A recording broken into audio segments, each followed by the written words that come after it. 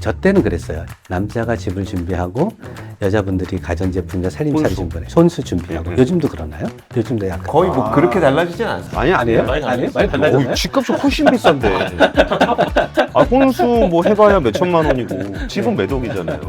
예. 그러니까 여기에 대해서 이제 갈등들이 좀 생겨나면서 아, 그래요? 차라리 바뀌었어요? 이렇게 그 혼수 플러스 알파 예. 그에서 이제 집을 같이 하는 쪽으로 얘기 아. 바뀌었죠. 예전에 그땐 비슷했으니까 그런 거지. 예. 아, 요즘에 우리 그 데이트 비용도 n분의 1로 한다는데. 그래요.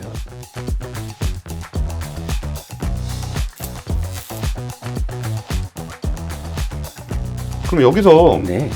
지금 사실 우리가 고령화 문제에 대해서 고민을 좀 했었던 것이 네. 뭐 언제부터였을까라고 생각해 본다면은 진짜 좀 이 문제를 심각하게 받아들이기 시작한 지는 그렇게 오래되지는 않은 것 같아요. 워낙 좀 빨리 그렇게 됐으니까.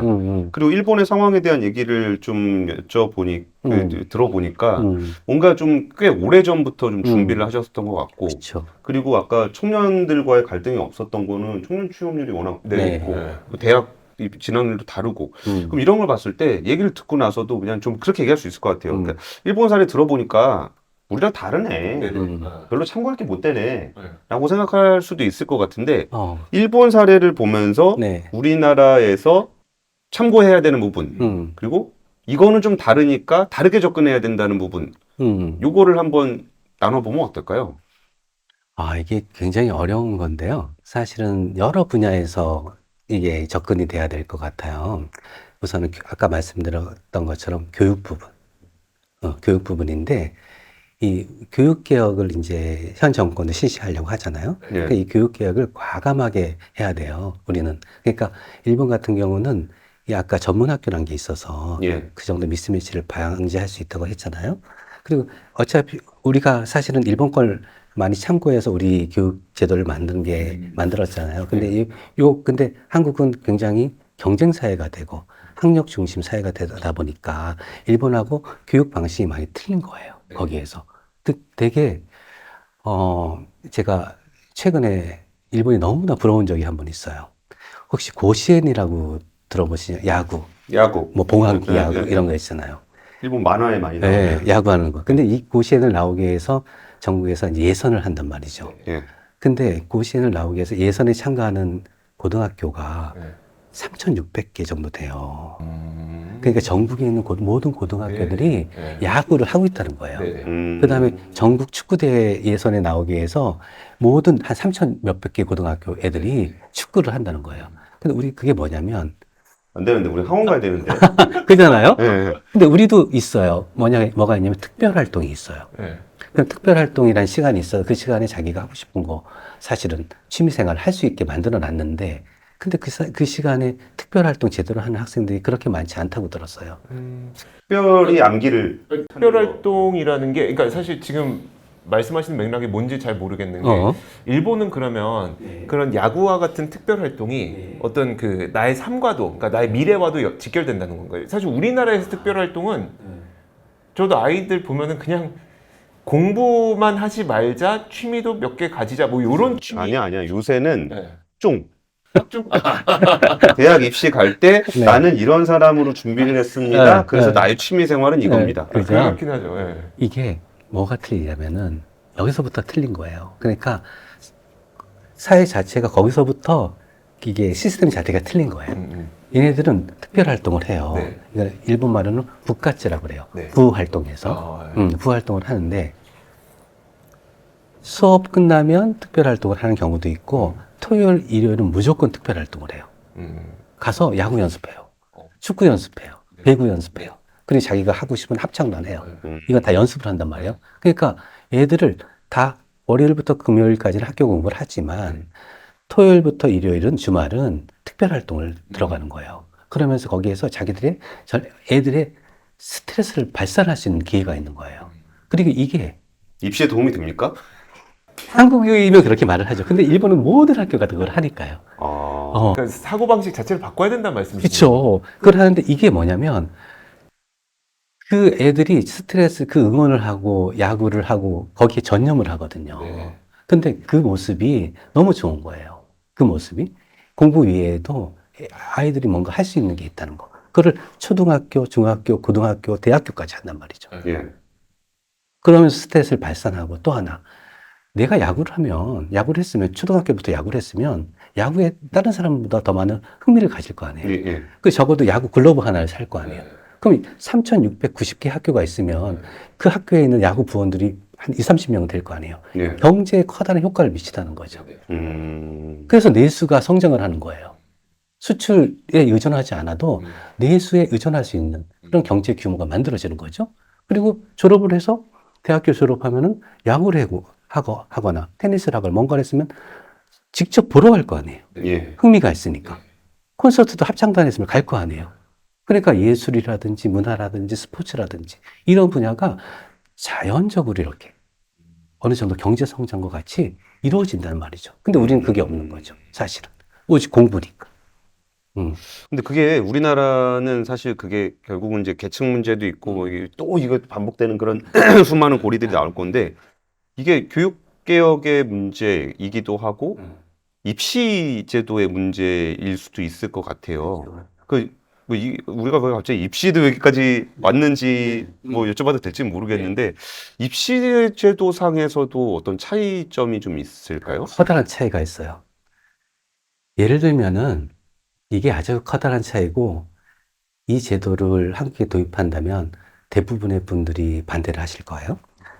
일본에는 예를 들면 한국에 대학교가 있잖아요. 예. 그럼 대학교 부설 고등학교 같은 게 있죠. 예. 그런 학교가 굉장히 많아요. 대학교가 부설 고등학교, 중학교, 초등학교, 심지어는 유치원까지 갖고 있는 학교들이 굉장히 많단 말이에요. 그러면 유치원에 들어가게 되면 자동적으로 대학교까지 들어갈 수가 있어요. 그 대학교는 에스컬레이터. 좋은 대학교입니까? 좋은 대학교도 명망 있고 있는, 예. 나쁜 대학교도 있어요. 예를 들면은 민간 사립 같은 경우가 예. 대부분 이런 시스템인데 한국의 연세대 고려대학하고 비교가 되는 데가 일본의 게이오 와세다. 네. 게이워세다. 제가 알 정도면은 네, 그죠? 굉장히 유명한 그 학교입니다. 여기가 유치원부터 올라가게 돼 있단 말이죠. 야, 그럼 유치원 경쟁이 치열할 것 같은데. 그래서 이제 부모님들이 면접을 해요, 대신에. 그리고 유치원 학비가 제일 비싸요. 그래요. 예. 그냥 올라가면 갈수록 점점 조금씩 싸지는 시스템이 되는 거죠. 근데 유치원 학비가 대학교랑 비교해도 거의 차이가 없는 거예요. 근데 하지만 유치원에 들여보내 놓으면 특별하게 성적이 나쁘지 않는 한 그냥 대략 90% 정도까지는 중학교, 고등학교 올라가는 거예요. 네. 대학교. 그래서 이제 고등학교에서 대학교 올라갈 때는 이제 성적에 따라서 네. 인기 있는 과가 있을 거 아니에요, 전공이. 그럼 인기 있는 과는 성적이 좋은 애들은 인기 있는 과 가고, 성적이 나쁘면 좀 인기 없는 과 가고, 이런 시스템이 만들어져 있다는 거죠. 그러니까 한국하고 시스템이 전혀 틀려요. 그러면 일본은 이제 일본도 학구열이 있을 텐데 우리나라와 비교해 보면 학구열은 좀 어느 정도라고 보세요? 이게 좀 정량적으로 하기는 어렵겠지만 느끼시기에 좀 어떤 분위기인지. 나는 학구열이라는 거 정량이 아니라 어떤 식으로 표현되는지가 되게 궁금해. 우리는 입시에서 거기에 뭐 학원비가 얼마고 과외를 얼마나 하고 또 심지어 부동산 가격, 뭐 학원 모여 있는 뭐 대치동, 목동 이런 데가 비싸지고 막 이게 우리의 그 그쵸, 학구열의 그쵸. 지금표잖아요. 근데 거기는 입시가 이렇게 에스컬레이트 되는 거라 그러면은 네. 그 학구열이 어떻게 보여지지? 예. 네, 물론 이제 전혀 없는 건 아니에요. 그냥 좋은 학교 가게 하고 싶은 건 어느 나라의 부모나 다 똑같을 거라고 생각을 해요. 근데 이제 우리처럼 그런 사교육이 엄청 돈을 들이거나 뭐 교육 때문에 집이 뭐 정말 재정이 힘들거나 거기까지는 안 가요. 물론 들긴 들어요. 그러니까 좋은 초등학교 보내면 이제 대학교까지 보장이 되니까. 그러면서 이제 예를 들면은 그런 학원을 초등학교 때 보내면 1년에 최대 100만 엔까지는 들 거예요. 그럼 100만 원이면 거의 1,000만 원 가까이. 1,000만 원 가까이 들 수도 있어요. 네네. 예. 유치원이 초등학교 때 공부를 초등학교, 시키면서. 특히 이제 고학년이 되면은 네네. 학원비도 있고 시험 볼 때마다 돈 내고 하거든요. 그럼 그렇게 하면 아마 그렇게 들 수도 있는데 우리처럼 뭐 대치동이 있거나 그런 건 아니에요. 뭐 대치동에서 일타 강사한테 뭐 개인 레슨을 받아서 뭐 고등학교 3학년 친구들이 과목당 100만 원을 내거나 그런 시스템은 없어요. 그러니까 전체적으로 우리 한국의 얘기를 하거나 대치동 얘기를 하거나 교육 문제 얘기를 하면은 일본 사람들이 얘기하는 게 숨이 막혀서 어떻게 사느냐 이런 얘기를 해요, 사실은. 그러니까 우리 정도는 아닌데 교육열이 있는 건 사실이죠. 그러면 이렇게 결국 그 다음에 교육열이 우리가 많이 가져가는 이유가 좋은 대학을 나와서 대기업에 들어가야 좋은 월급을 받고 그렇죠. 그러면서 이어지는 전체가 그렇죠. 이게 되는 건데 그렇죠. 이게 임금 격차가 좀 좁다라는 것이 어쩌면은 키워드가 될 수도 있는 거예요. 그렇죠. 이제 우리는 이제 너무 크니까 네. 이 노동시장의 이중 구조가 점차 확대되니까 이제 대기업을 가야지만 뭐 어느 정도 생활을 할 수 있다라는 생각이 굉장히 많은데 일본은 우리 정도는 아니니까 중소기업에 들어가도 된다. 그리고 중소기업에서도 강소기업이라고 하나요? 그렇게 한국말로 그런 기업들이 많이 있어요. 그래서 튼튼한 기업들이 있기 때문에 그런 데 가서 자기가 하고 싶은 거 하려는 친구들도 있고 거기에 대해서 어느 정도 일자리 보람을 느끼는 친구들이 있어요. 그러니까 우리는 그런 것 같아요. 우리 교육에 돈이 많이 들어가잖아요. 네. 사교육할 때. 그러니까 이게 교육에 투자를 많이 하니까 이걸 다 뽑아내야 될 거 아니에요. 본전을 뽑아내야 되잖아요. 그러니까 우리가 더 많을 수밖에 없잖아요. 네네. 이걸 다 해야 되는데. 근데 중소기업 들어가서는 이 본전 찾기가 너무 힘들고 오래 걸린다라는 생각이 있는데 일본은 우리보다 그렇게 교육에 투자를 많이 안 하거든요. 그죠? 그러니까 내가 그렇게 본전 생각이 우리만큼은 안 날 수도 있어요. 그럼 저 문제는 어떻습니까? 그 저출산 문제가 음. 우리나라에서는 갑자기 저출산 문제가 불거졌던 이유가 그게 뭐라 그럴까? 약간 꼰대 같은 얘기인데 뭔가 인종이 달라. 우리는 요새 애들은 뭐 희생정신이 없어. 뭐 힘든 거 안 할라 그래. 라고 얘기하면서도 그들이 저출산으로 가게 되는 결혼을 안 하고 그런 문제가 뭐 부동산 값이 너무 비싼 거, 입시가 너무 치열한 거, 삶이 너무 경쟁적인 거, 그러면서 이게 대중소기업 간의 격차 문제 뭐 이런 것들을 많이 얘기하는데 일본에서는 그 저출산 문제가 우리나라보다 좀 더 먼저 인식을 좀 했을 건데 일본의 저출산 문제는 어떤 식으로 인식이 되고 어떤 식으로 좀 대응을 하고 있나요? 이게 일본의 저출산의 원인 있잖아요. 이게 거의 한국하고 비슷해요, 사실은. 굉장히 비슷하고, 이게, 전체적으로, 뭐랄까. 근데 이제 한국하고 약간 틀린 점은, 우선 아까 말씀드렸던 것처럼 청년들이 취업이 잘 돼요. 근데 취업이 잘 되니까 결혼을 할 수가 있어요. 결혼을 해서, 그 다음에 아기를 낳을 수가 있단 말이죠. 이 부분이 하나 틀린 거하고. 또 한 가지 틀린 점은, 우리만큼 사교육비가 많이 안 들어요. 그러니까 자녀 양육에 대한 부담이 한국보다 좀 덜해요. 그 예전부터 일본 정부가 재정적으로 그 육아 세대에 대해서 지원을 굉장히 많이 했어요. 그리고 또 내년부터는 아동수당 같은 경우는 예를 들면 우리는 지금 몇 세까지? 만 8세까지. 일본이 지금 중학교까지인데 내년부터는 중학교까지. 네. 그리고 성인 되기 전까지 계속 주는 거네요. 그죠. 그죠. 그렇게 되고 또 그 금액도 셋째의 경우에는 월 3만 원. 30만 원. 네, 같이 지급을 하게 되죠. 그리고 출산수당.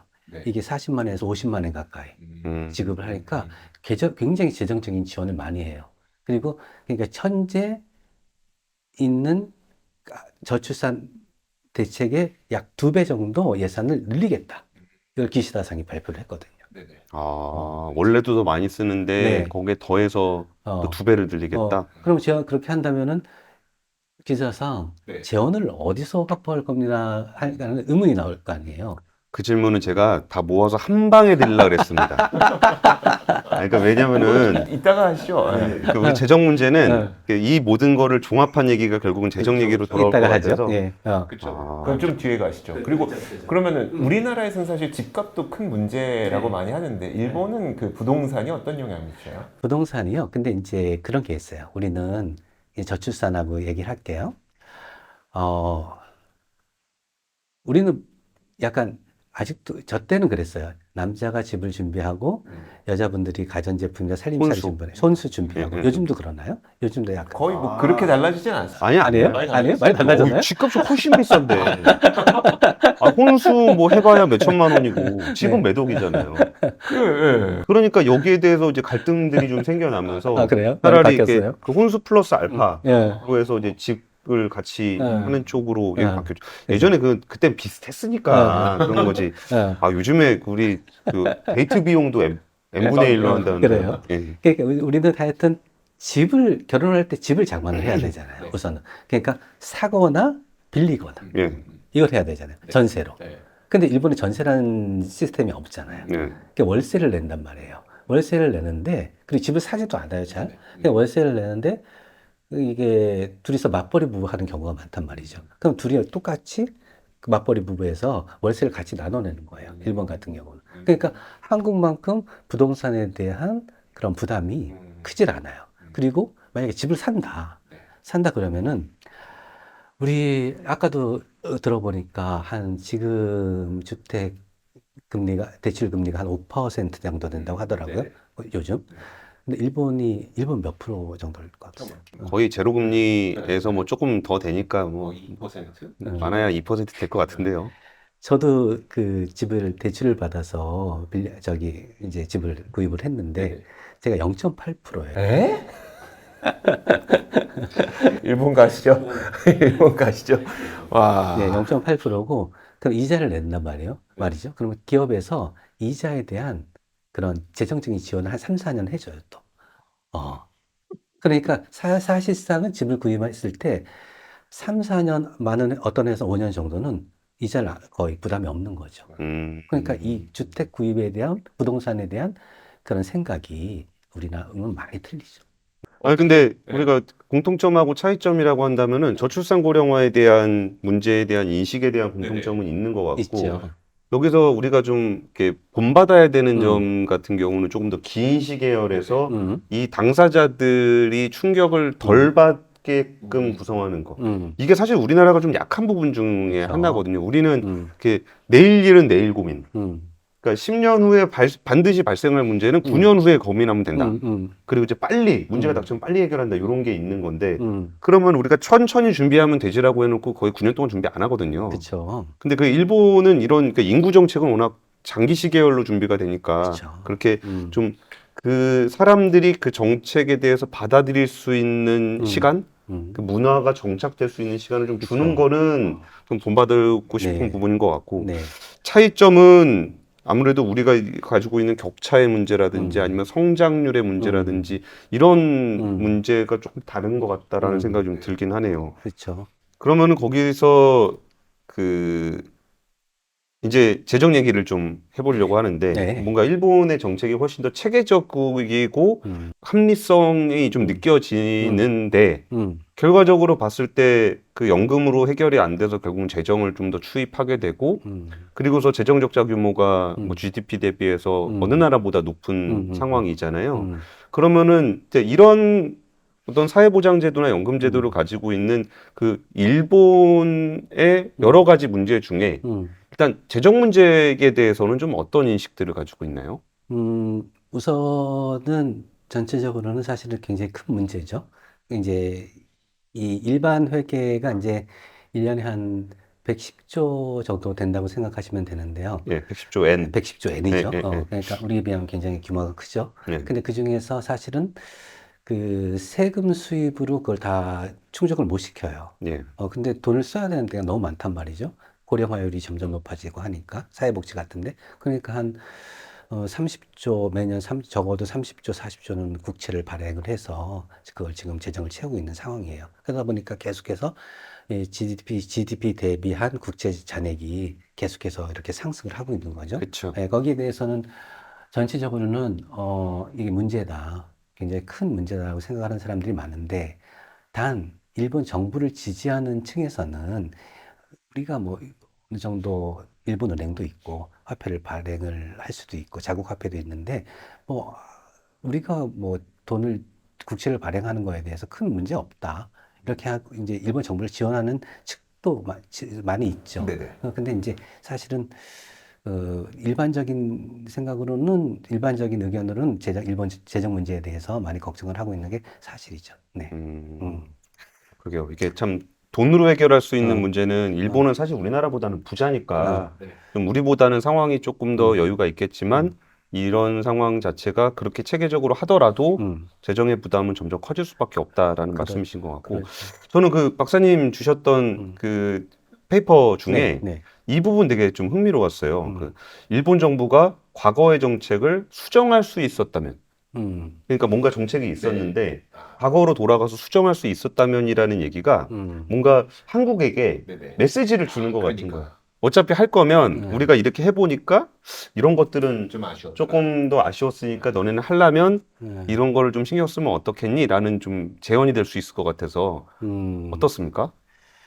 그러니까 이제 일본에서 이제 우리가 사실은 일본의 제도를 많이 사회보장 제도라든지 고용정책 중에서 많이 참고를 한 점이 많이 있어요. 근데 이제 한국에서 이 정책을 참고를 해서 정책을 실시했는데 일본 정부에서 굉장히 불허한 제도가 있어요.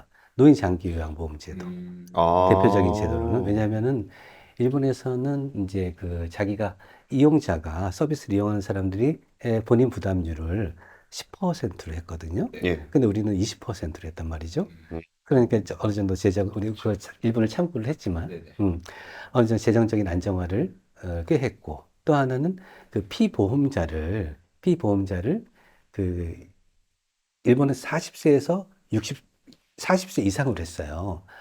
원래는 20세부터 할 생각을 가지고 했었는데 그냥 40세 이후로 했거든요. 근데 우리는 20세 이후로 했어요. 피보험자를. 그러니까 피보험자층이 더 많잖아요. 그러니까 보험료를 낼 수 있는 사람들이 더 많잖아요. 그래서 이 제도, 한국의 개호보험 제도에 대해서 상당히 부러워하고 있고요. 그다음에 일본에서 이제 여기에 대해서 많은 의견들이 있는데 한국의 건강보험 제도 이걸 2000년인가 우리가 일원화를 했어요. 한 개로 이게 다 지역하고 예, 예. 직장하고 이걸 합쳤거든요. 근데 이게 일본은 이게 다 분산돼 있어요, 아직도. 지역, 직장, 그리고 또 대기업의 경우는 자체적인 조합을 갖고 있고 이렇게 많이 분산돼 있어서 좀 효율적이지 못하다. 이런 얘기를 하는데 한국은 그걸 일원화했다는 점에서 이런 제도를 부러워하고 있고요.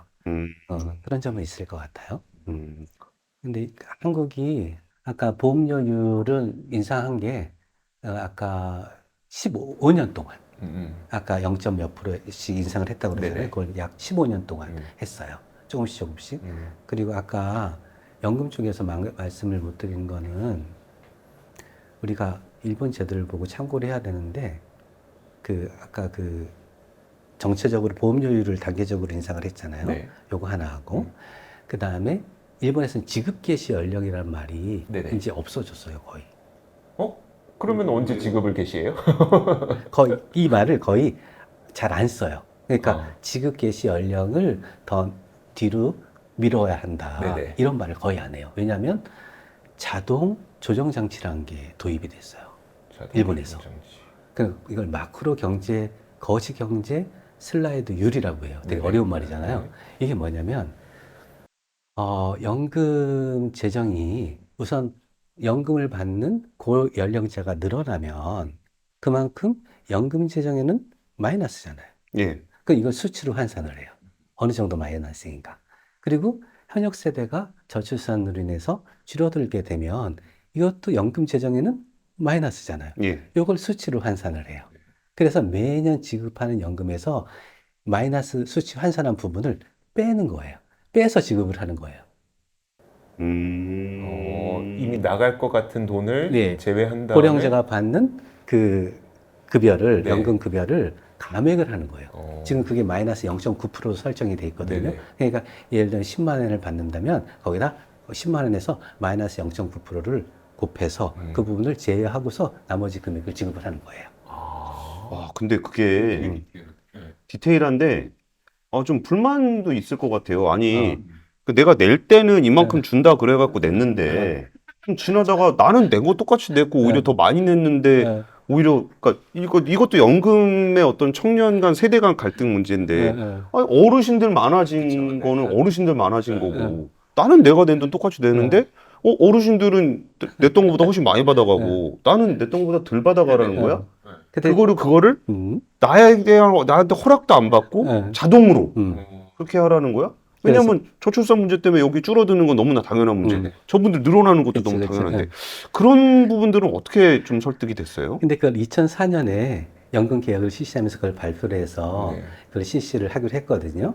근데 이게 일본에서 마크로 경제 슬라이드율이라는 말을 그냥 써요. 네네. 이게 자동 안정화 조치인데, 근데 사실은 마크로 경제 슬라이드율이라는 말을 들었을 때 이걸 이해하는 사람들이 사실은 없잖아요. 사실은 없어요. 네. 그리고 이거는 인구 구조의 변화에 따라서 연금 지급이 바뀔 수가 있습니다.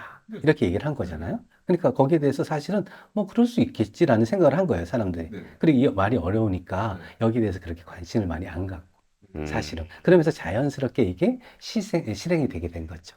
근데 그것도 이렇게 엄청 길게 또 했던 겁니까? 그렇죠. 그리고 뭐 2004년에 발표해서 바로 시작한 건 아니고, 네. 뭐 2010 몇 년부터 적용을 한다 네. 해가지고 하게 된 거죠. 그러니까 발표를 했을 때는 내일부터 하는 게 아니야. 그렇죠, 그렇죠. 한 네. 2010 몇 년부터 하는 거니까 준비를 할 수 이게 있고. 지금 자료 보니까 네. 노령후생연금의 보수비례 부분이라고 써 있는 부분이 네. 2000년에 개정을 해서 네. 2013년도부터 시행을 했어요. 그렇죠. 그리고 그 이후에 12년에 걸쳐서. 네. 이게 일본 정부의 제도를 만든. 이게 이런 게 약간 노하우인 것 같네요. 그러니까 사실 우리가 지금 닥치고 있는 모든 문제점들은 누구나 반대할 수 있는 문제점은 맞는 것 같아요. 그런데 지금 일본 정부가 그동안 해왔던 걸 보니까 누구에게나 닥칠 수 있는 문제점이, 저는 아까 그리고 그 말씀 들었던 게, 그럼 내가 받는 연금이 달라질 수 있다는 불확실성이 생겼네 라는 생각이 들었음에도 불구하고 이게 가능했던 건 십몇 년 이상의 굉장히 긴 시계열을 갖고 조금씩 변화시키다 보니까 그 받아들이는 게 달라졌다는 거네요. 근데 그것도 게시가 음. 그런 일이 발생할 수 있는 때가 10년 후에 온대. 그렇죠, 그렇죠. 그리고 그때부터 10년 동안 나눠서 온대. 예. 그러니까 근데 사실 이게 뭐 약간 그 말장난 같은 느낌도 있긴 있어요. 있어요. 이게 좀 네. 이슈가 좀 희석되도록 시간이 걸린다는 것도 있지만 네. 이 정책 자체가 워낙 긴 시계열에 걸쳐서 네. 일어나는 정책의 변화고 인구의 변화다 보니까 네, 그렇죠. 어쩌면 이 문제점도 음. 장기 시계열인 거고 음. 해결책도 장기 시계열인 그렇죠, 거고 그렇죠. 이렇게 보면 또 잘 맞는 방식인 것 같기도 네. 하고 그러네요. 그 우리가 되게 길게 잘했다 막 이게 10년에 걸쳐서 준비하고 10년에 걸쳐서 실행하는구나 막 이런 거는 알겠는데 그런 거 말고 혹시 뭐가 없을까? 이게 너무 차이가 나는 그 경제 환경에서 나온 이 정책이다 보니까. 그러니까 3대 개혁으로 한번 가볼게요. 3대 개혁. 예. 교육 개혁, 예. 연금 개혁, 노동시장 개혁. 야, 우문현답 나옵니다. 어렵다. 그럼 교육 개혁은 우선은 우리는 일본을 참고했을 때 우리가 뭘 바꿔야 될까? 네. 저는 생각하는 거는 우선은 대학을 많이 없애야 되지 않을까? 대학을 없애고 일본처럼 전문학교를 육성을 해야 되지 않을까 생각을 해요. 그렇게 되면 미스매치가 많이 줄을 수가 있어요. 근데 대학을 우리 없앨 수밖에 없어요. 왜냐하면 작년에 태어난 아이들이 25만 명이 안 돼요. 근데 그쵸. 대학 정원은 한 50만 명 가까이 돼요. 그럼 언젠가는 앞으로 10년, 20년 뒤에는 대학의 절반가량이 없어질 수 있다는 거예요. 그럼 그걸 방치하면은 대학도 사실은 굉장히 곤란한 거예요. 그러니까 이 대학들이 전문학교로 전환할 수 있도록 정부에서 지원을 하거나 조성금을 주거나 해서 그 부분을 좀 커다란 구조 개혁을 해야 되지 않을까. 이런 부분이 굉장히 필요할 것 같고요. 그러니까 이거는 상당히 사실은 힘들 거예요. 지금 거기 대학에서 일하시는 분들도 계시고 또 이거를 한꺼번에 단시간에 하기에는 굉장히 힘드니까 단계적으로 시간을 들여서 천천히 그렇게 또 부담을 최소화할 수 있도록 단계적인 개혁이 필요할 것 같고요. 그 다음에 그렇게 되면은 전체적으로 우리 사교육 문제라든지 이런 문제도 많이 해결이 될 수 있을 거라고 저는 생각을 해요. 그러면은 다음은 노동개혁. 그렇죠. 노동개혁. 노동개혁은 일본에서는 일하는 방식 개혁이란 말로 노동개혁을 하고 있어요. 근데 우리가 지금 노동개혁을 하는데, 전 정권부터 시작했던 노동개혁은 아마 두 가지였던 것 같아요. 그 주 52시간 실시하고, 그 다음에 최저임금 인상. 이거 두 가지가 실시되는데, 일본의 경우는 굉장히 다양한 노동개혁을 지금 실시를 하고 있어요. 전체적으로 일본도 한국, 다른 나라와 마찬가지로 노동시장의 유연화 정책, 굉장히 많이 실시하고 있고요. 그래서 옛날보다 전직을 하는 젊은이들이 많이 늘어나고 있다는 거죠. 그러니까 우리도 그걸 어느 정도는 참고를 해야 될 것 같고, 또 일본에는 그 플렉스 타임제, 유연 근무제를 기간을 좀 더 확대하거나, 또 그리고 그 화이트 칼라 이그제미션이라고 있는데, 그 어느 정도 그 임금 수준의 전문직이고 어느 정도 임금 수준을 받는 분들은 어, 잔업 시간의 상한의 적용을 받지 않도록 하고 있어요. 그게 전문직의 경우는. 그리고 또 그러니까 그런 분들은 그 근로 시간에서 좀 자유로울 수는 있는 거죠. 물론 거기에 대해서 어느 정도 그런 건강 관련 무슨 제출하거나 그런 부분도 있죠. 그리고 그런 걸 포함해서 굉장히 다양한 노동시장 개혁이 이루어지고 있다는 거 하고, 또 하나 그 노동시장 개혁에서 가장 중요한 게, 우리는 60 뭐 옛날에 60 몇 시간에서 52시간을 줄였잖아요.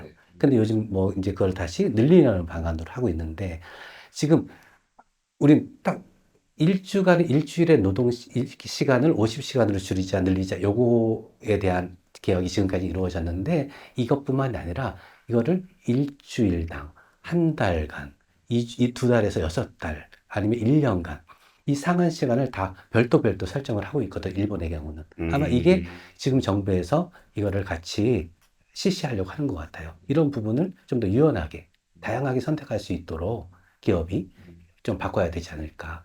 이런 부분이 굉장히 중요할 것 그 같고요. 교육 개혁을 통해서 이제 교육의 미스매치를 줄이게 되면은 그 취업률, 그러니까 경제에 참가하는 게 높아지면서 이제 여기 그 우리가 연금까지 이어졌던 그 문제점을 좀 줄일 수 있다는 건 이해가 됐는데, 네. 그럼 노동 개혁을 통해서 일하는 방식을 그렇게 개선하게 되면 어떤 방식으로 좀 좋아지게 될 것 같으신 거예요? 우선은 노동시장 개혁을 좀 더, 예를 들면 그 근무 시간의 상한을 좀 단계적으로 일주일에 한정하지 않고 좀 두 달, 여섯 달, 1년 단계적으로 조정하면 기업이 어느 정도 자유롭게 그런 근무 시간을 조정할 수 있는 거죠. 좀 바쁠 때에는 좀 더 많이 그 근무를 시키고, 좀 전체적으로 기업이 일이 많이 없을 경우에는 좀 더 많은 휴가를 제공하는 그런 시스템이 되면, 물론 이게 잘 적용이 돼야죠. 악용되면 안 되죠. 그렇게 됐을 경우에 좀 더 노동자들도 근로자들도 좀 더 긴 휴가를 얻을 수 있는 환경이 제공이 되게 되면, 그렇게 되면은 정말로 일과 생활의 균형이 더 이루어지지 않을까라는 생각을 하게 되는 거죠. 이 결국은 이 문제는 제가 보기에는 뭐 결론 같은 건데 우리 삶에 대한 얘기인 것 같아요. 어떻게 태어나서 어떻게 교육받고 어떻게 경제 활동을 하며 어떻게 가족을 꾸리고 가족을 안 꾸릴 수도 있습니다. 그리고 어떻게 노후를 맞이할 것인가에 대한 그런 얘기인데, 이런 것들을 한 20여 년 동안 이렇게 연구를 하시면서 뭔가 지금 우리 한국 사회가 정말 우리에게 미래가 과연 있을까, 이거를 해결은 안 될지언정 이거를 정말 나락으로 떨어지지 않게 잘 관리할 수 있을까에 대한 그 좌절을 많이 하거든요. 거기에 대해서 이제 20여 년 동안 이 문제를 연구하셔봤던 학자로서 좀 이렇게 한 말씀 주시면은 좀 어떤 제언을 주실 수 있을까요? 우리 일본 사례를 참고를 하면, 모든 정책을 급작스럽게 바꾸는 거는 사실은 국민이나 기업이나 굉장히 부담이 커요. 그러니까 이걸 좀 장기적으로 설계할 필요가 있고요. 그리고 천천히 실시를 하고 기업하고 국민이 느끼는 부담을 최소화할 수 있도록 그렇게 노력을 할 필요가 있을 것 같아요. 그리고 선진 사례 같은 게 많이 있는데, 이런 부분을 많이 참고를 할 필요가 있고, 특히 이제 재원학, 특히 그 재원을 함부로 확보하기가 되게 힘들잖아요. 이게 선거에 영향을 많이 미치는 것도 있으리라 생각하는데, 일본 같은 경우에는 지금 기시다 정권이, 자, 저출산 대책 관련 예산을 2배 늘리겠다. 그래서 3조 한 5천억 정도까지 늘리겠다. 그런데 그러려면 재원이 필요하잖아. 예. 그러니까 거기에 대해서는 자, 논의를 하자. 국채를 더 발행을 할 거냐, 아니면 세제 개혁을 할 거냐, 아니면은 자, 지금 건강보험료랑 사회보험료를 내는데 거기에 1인당, 자, 이거 모두가 다, 기업과 국민이 모두 다 저출산 대책을 에게 같이 참가를 해야 된다. 그러니까 여기에 대해서 사회보험료에다 1인당 월 500엔씩을 추가해서 부담을 하자. 음. 이런 또 안을 내는데, 이게 이제 가장 유력한 안이에요.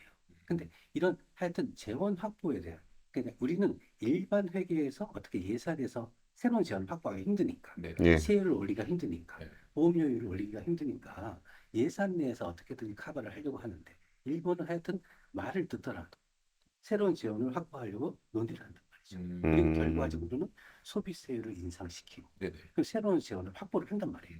근데 우리는 이런 게 없어요. 이 부분에 대해서 새로운 재원을 확보할 수 있는 그런 논의가 필요하고 그거를 실행할 수 있는 그런 추진력이 필요하다고 생각해요. 그 부분이 굉장히 중요하죠. 알겠습니다. 말씀 들어보니까 네. 역시 사람의 삶을 그 수많은 사람의 삶을 하루아침에 바꾼다는 거는 어떤 주제가 돼도 안 되는 것 같아요. 이게 사람마다 이해관계가 다르고 생각이 다르고 이걸 어떻게 한 가지 정책으로 모든 거를 해결을 하겠어요. 근데 우리가 바뀐 세상에 적응을 하려면은 뭔가의 변화가 필요하고 네. 그 변화를 받아들이려면은 또다시 시간이 필요하니까 결국은 우리가 가야 되는 목표를 분명하게 설정하고 우리가 이거를 어느 기간을 거쳐서 적응해 나갈지에 대한 계획을 좀 단단하게 세우는 것들이 좀 필요하지 않나 그런 생각이 좀 들었습니다. 이조 기자는 어떤?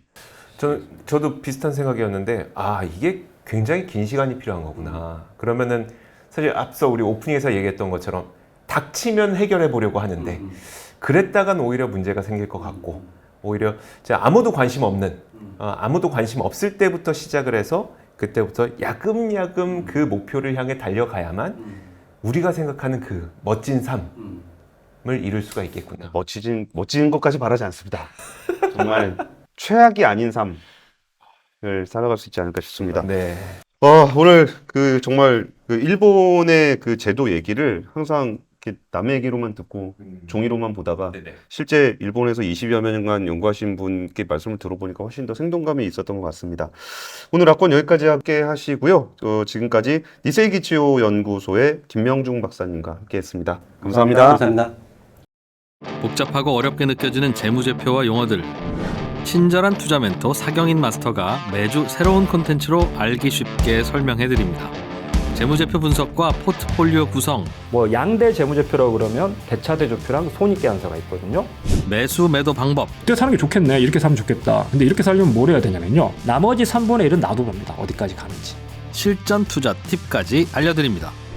오직 3프로 멤버십에서만 만나실 수 있습니다.